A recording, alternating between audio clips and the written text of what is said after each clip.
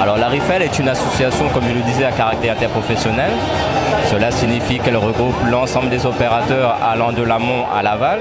Donc elle intègre des producteurs, des transformateurs, des grossistes, des importateurs. Et elle a pour vocation de mettre en place des stratégies visant au développement de la filière au niveau de l'ensemble des maillons qui la constituent. Comme toute association à caractère interprofessionnel ou interprofession, aujourd'hui nous avons des comités techniques ou des groupes produits qui consistent à réunir l'ensemble des opérateurs de la filière afin de définir la stratégie à mettre en œuvre ainsi que le plan d'action. Donc on se fixe une ambition et à partir de cette ambition, on identifie quels sont les facteurs clés de réussite. Ça peut être un volet technique, ça peut être un volet logistique, ça peut être aussi un volet en termes d'innovation en matière de conservation des produits, ça peut être aussi un volet par exemple de dispositifs de soutien de la part des pouvoirs publics.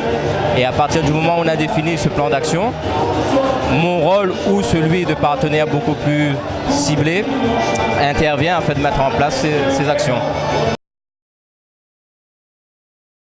Aujourd'hui, le volume exporté par La Réunion se situe aux alentours de 3500 tonnes. Sur ces 3500 tonnes, 70 à 75%, il s'agit de l'ananas.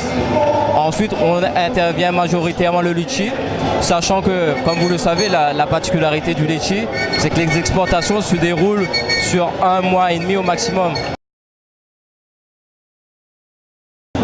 Alors, ce qu'il faut bien comprendre, c'est que le marché du litchi est subdivisé en 2 segments. Vous avez un segment, ce qu'on appelle le segment haut de gamme, qui concerne les fruits, les litchis frais. Donc La Réunion se positionne sur ce segment haut de gamme. Le litchi de Madagascar se situe sur un 2e segment, qui est un segment de moyenne gamme, parce que les litchis malgaches sont exportés principalement par bateau. Ils sont cueillis, on va dire, juste à point, ou peut-être même juste un peu avant la maturité, et ensuite ils sont soufrés. Donc ce sont 2 produits totalement différents et qui ne sont pas en concurrence directe. Alors, La Réunion se positionne sur l'exportation par avion avec des produits frais. Donc lorsqu'il y a un aléa climatique, malheureusement, ça impacte sur la production.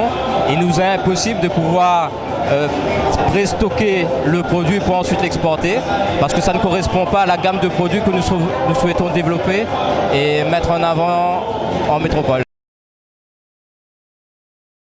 De toute façon, tout ce qui concerne fruits exotiques exportés par avion, on doit se positionner aujourd'hui sur le niveau de gamme parce que c'est à ce niveau qu'on peut se différencier, essayer de concurrencer des produits qui sont importés par avion.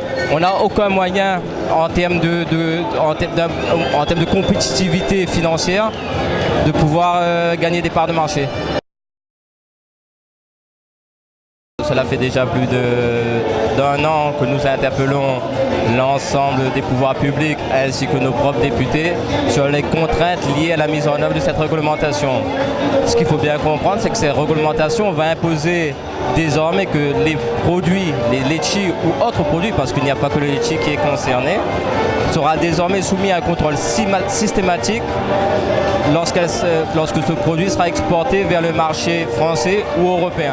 L'application de cette nouvelle réglementation constitue aujourd'hui un vrai frein par rapport aux ambitions des professionnels et donc de la filière de développer la filière export en métropole.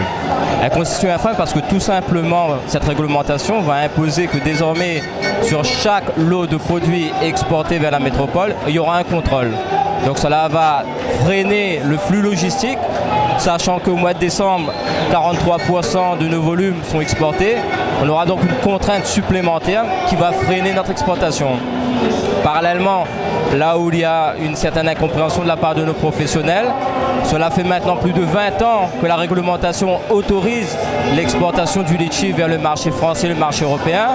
Jusqu'à présent, nous n'avons connu aucune problématique d'ordre phytosanitaire et on ne comprend pas tout à fait la mise en œuvre de cette réglementation supplémentaire, beaucoup plus contraignante, alors que cette réglementation, comme on le dit, c'est une réglementation phyto qui vise à protéger contre l'introduction de nouveaux parasites et l'expérience montre au cours de ces 20 dernières années que nous n'avons rien eu.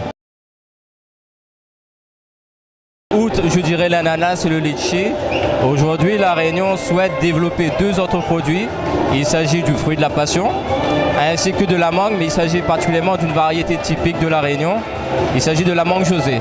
Donc on essaie d'œuvrer avec nos clients afin de faire découvrir ces produits aux consommateurs métropolitains en menant différentes actions de promotion dans les magasins. L'implantation du fruit de la passion, ça fait déjà quelques années que nous œuvrons afin de faire connaître le produit. Sur la mangue, nous avons mené des actions depuis l'année dernière en faisant des séances de dégustation auprès des consommateurs.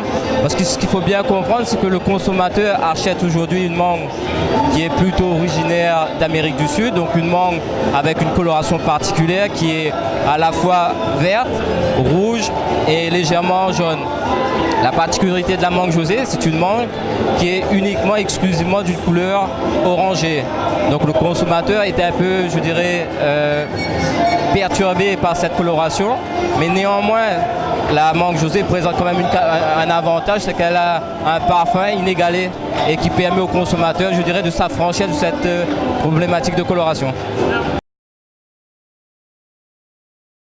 Alors en 2019, nous prévoyons d'exporter entre 3700 et 3800 tonnes, sachant que comme vous pouvez le regarder dans la zone océan Indien actuellement, il y a des dépressions qui sont en cours de formation et c'est vrai que si nous devons subir ces aléas climatiques, nous aurons certainement une perte de production qui va impacter nos volumes exportés en fin d'année. Il y a déjà une ambition qui est collective, c'est à terme de faire 5000 tonnes de fruits exportés vers la métropole ou l'Union européenne.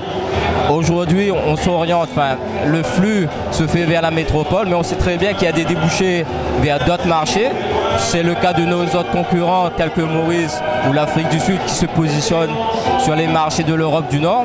Donc on souhaiterait les imiter et aussi valoriser nos produits sur ces territoires.